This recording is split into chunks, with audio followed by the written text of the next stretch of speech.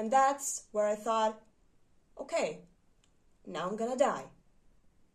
Hi, I'm Yeva, and today I'll be telling the story of how I lived in occupation of Bucha in Ukraine. For those who don't know, I live in Bucha, Ukraine right now, and I was living here when my town was occupied. So yes, here is my journal diary of occupation, where I wrote down each day what was happening. So here you can see that, for some reason, in green pen. I don't know why, but all right. Yeah, I was 18 at the moment. My brother was 14 or 13. At first, I couldn't believe that the actual full-on war is going on in the modern, civilized Ukraine. My brain just couldn't comprehend it.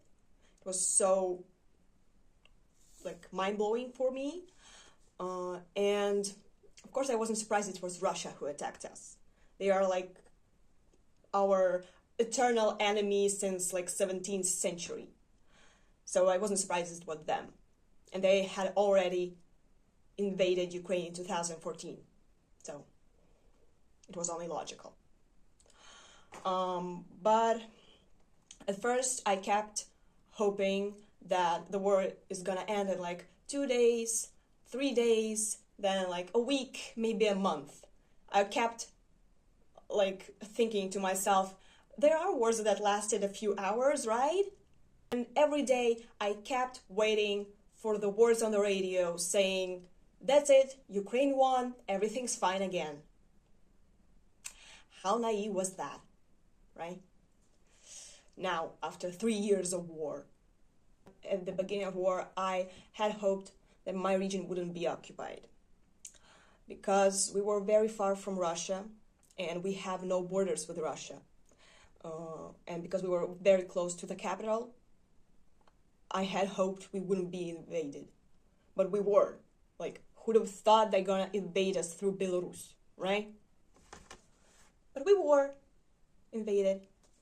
The shellings and bombings began on the very first day, 24th of February, and it was horrible for me because we at first couldn't differentiate the close-up explosions from a distant one. All explosions sounded like they were happening 100 meters from us. So, and I even remember that on the first day, my parents put me and my brother in a kind of a basement, but it was very little basement. It's only used to keep potatoes, carrots and stuff in there.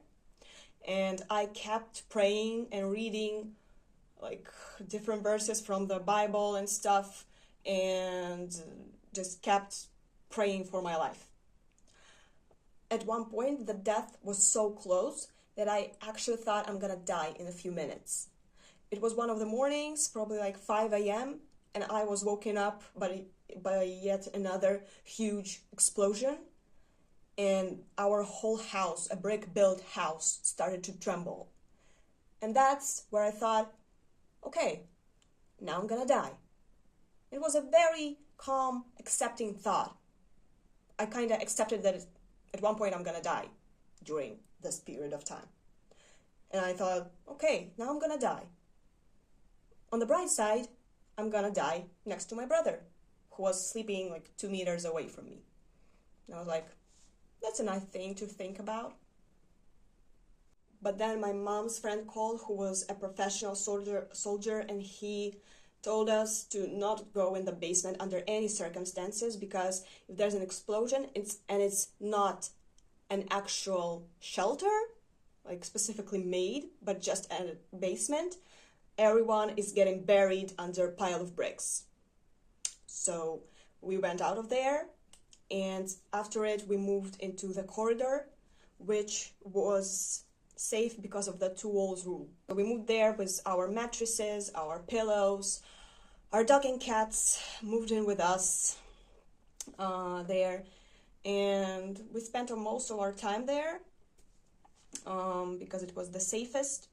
And the shellings kept going on every day, at least once an hour, And we also heard helicopters flying above or over our house.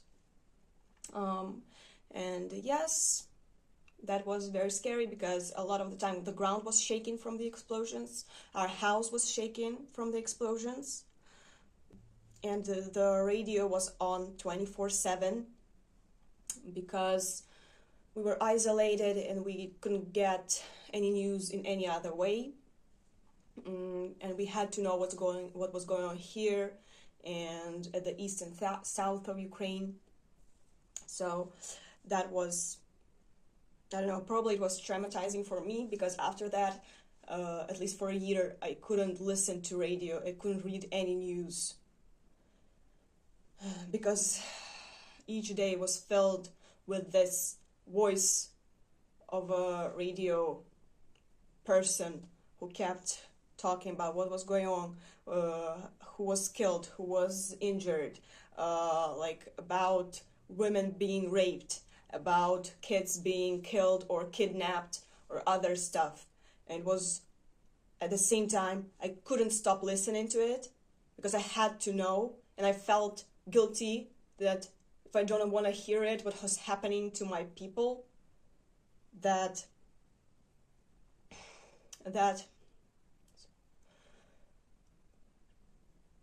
I'm somehow, I'm not compassionate to their grief. And at the same time, I didn't want to listen to it because it kept traumatizing me and creating this emotional pain and maybe even physical. But I kept listening to it. And now 3 years later, I finally can read the news again and listen to the radio again. So that was the first part of my occupation story. Thanks for bearing with me.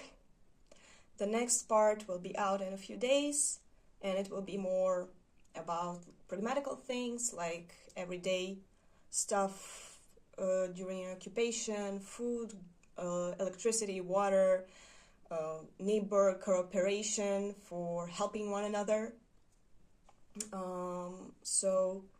And also evacuation, how we find out about it and how we prepared for it. Thank you. It was cathartic and hope to see you next time. Bye.